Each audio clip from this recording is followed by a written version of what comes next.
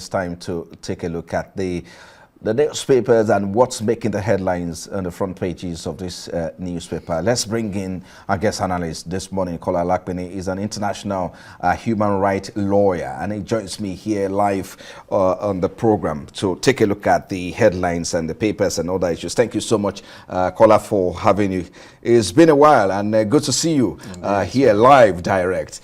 Well, let's get started right away and take a look at this day newspaper of record. Let's begin from there and take a look at the biggest headline there. Amid a new $8 billion investment, Tinubu announces fresh incentives for oil sector. Some of the riders there say to return 50% of incremental cost savings to investors, set to cut project cost, caps tax credit at 20%. Of course, you can get the details of that story on page 5 of this day newspaper.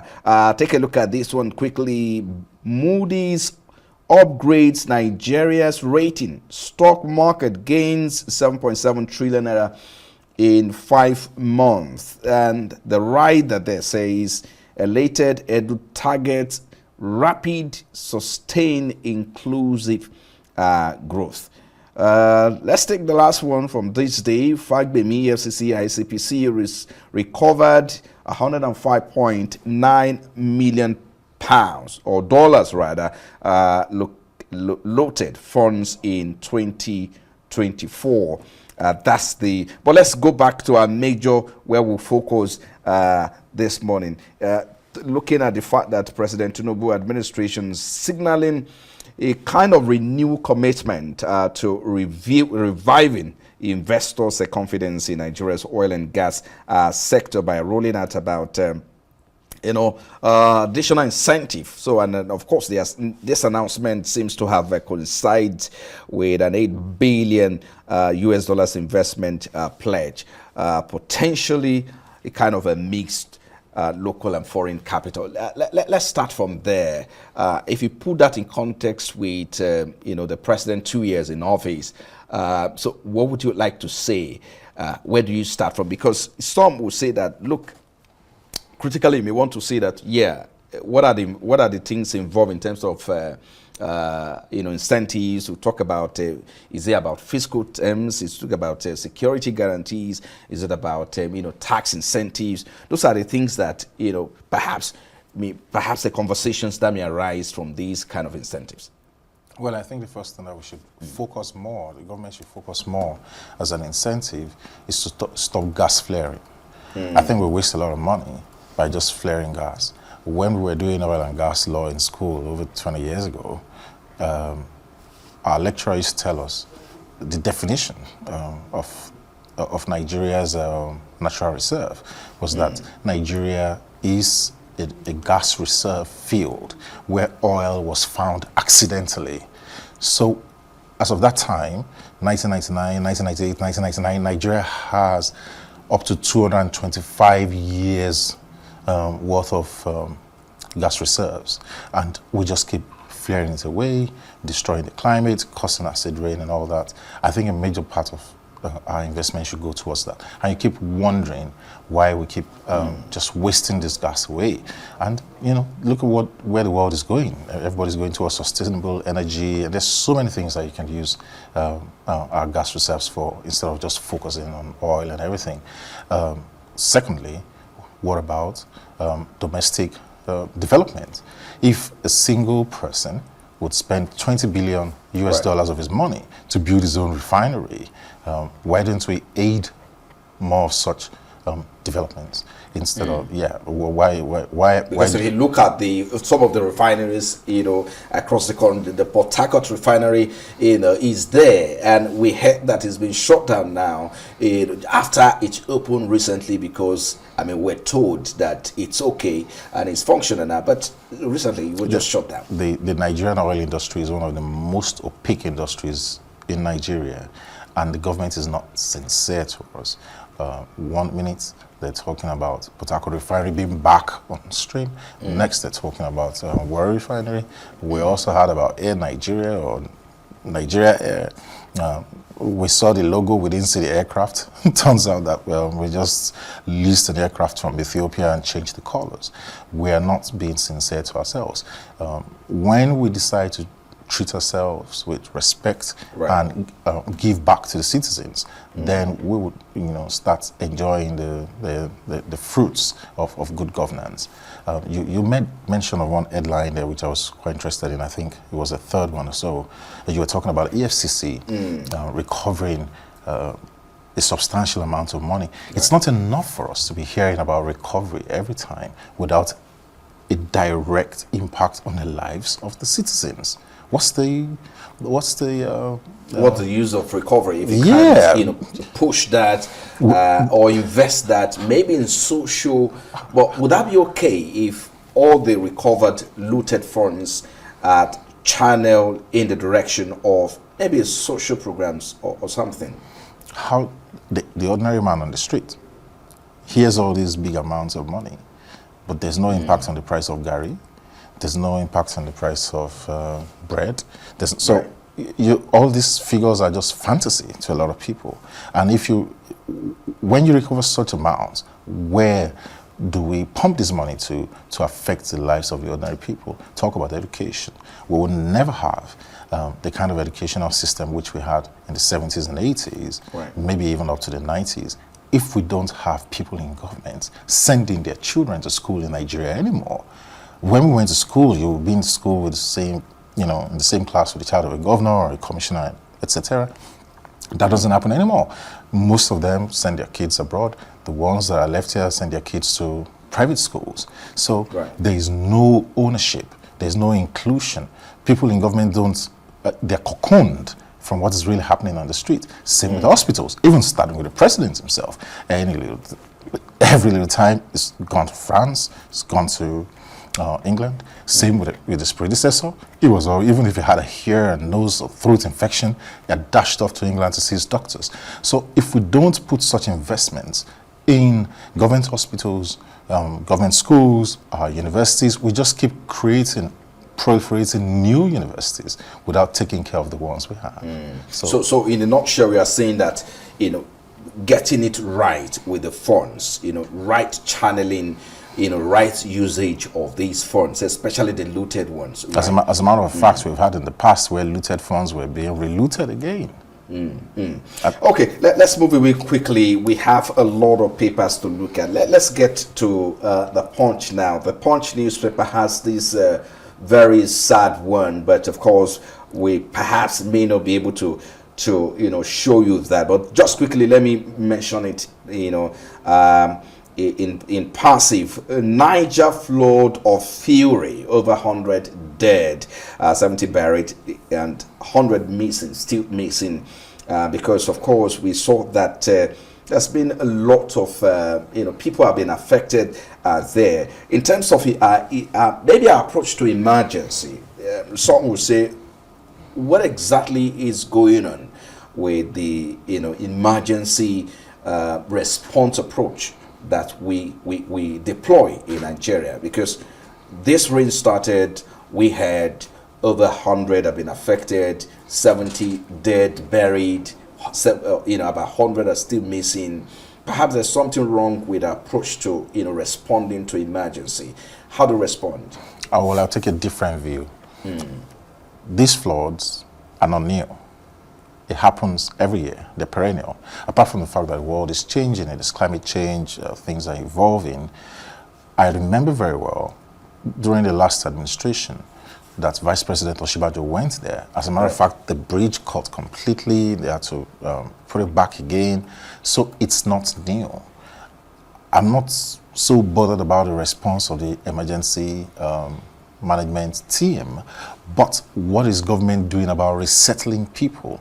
We're too sentimental. The people living on the banks of the river shouldn't be living there anymore. They hold on to their ancestral land and everything. Government needs to resettle them, otherwise the catastrophe is going to keep repeating itself. The NIMET, NEMA, everyone keeps issuing warnings every year. You've seen it in Lokoja, in Kogi State. You've seen it in Benue. You see it anywhere where we're prone to have this flood. The government warns. It should go beyond warning. Government should resettle people from these areas. Otherwise, it's going to occur again. Let's move to the next paper. Weekend Trust is next on my list here. And it says 2027 INEC withholds registration of new parties. Because some would say INEC decision to withhold, registration of new parties ahead of the 2027 elections, raises some kind of questions, and it bothers about, because critics are saying perhaps this is an attempt to stifle new political voices and entrench existing, power structures, while others may argue as well that perhaps it's a national move, to prevent, ballot cluster. So how do you respond? Is it a way to, perhaps silence new voices who are supposed to emerge via these new political parties? No, INEC cost it for themselves. They have a trust deficit now with the people, especially after the last elections. After all the promises that INEC made, or IREV was going to work, servers were going to work, and everything just got shut down. And then INEC said, or the courts said, they were just promises, they were not law. So INEC has a trust deficit in itself. As you rightly identified, there are two sides to the argument. The argument of ballot cluster. We have so many parties to choose from, it becomes confusing to the electorate. And then you have INEC saying, okay, you know what, well, let's just hold on, we have more than enough parties. Right. Both arguments are valid. You should allow as many parties to come in to have a level playing field. Essentially or eventually, you're going to have just 2 or 3 major parties. Since the Babangida years, where he had kind of institutionalized a 2-party state in Nigeria with the NRC, National Republican Convention, and the SDP, Social Democratic Party, we have more or less always tilted towards a 2-party state. You have the fringe parties, but there will always be 2 large parties. I think that INEC should focus more on the parties which we have right now. That's my thoughts. Even though I would love as many parties as possible and have more players falling. The bottom line and what we're missing is the ideology of the parties. Parties in Nigeria are just special purpose vehicles to realize political ambitions, and that is why it's so easy. Because it seems now, it looks like most Nigerians are looking for alternative in political parties that could come up, because it looks like the Labour Party and PDP seems to maybe struggling to put their house in order. So unfortunately, the Nigerians are looking for unfortunately, there are no alternatives. And that is why I said there are no ideological difference. That's why it's so easy for someone who is in PDP to switch to APC. If your ideologies were different, it would be like night and day. And you could see even with Labour Party, which a lot of people rooted for, Peter Obi, and came. When those chaps got into the National Assembly, what did they do? They just started aligning with other parties. They didn't reject the vehicles. That is very un-Labour-like. If you think of people who are in Labour Party and they have the Labour struggle in them, they also have rejected the luxury vehicles, the bumper pays, the allowances.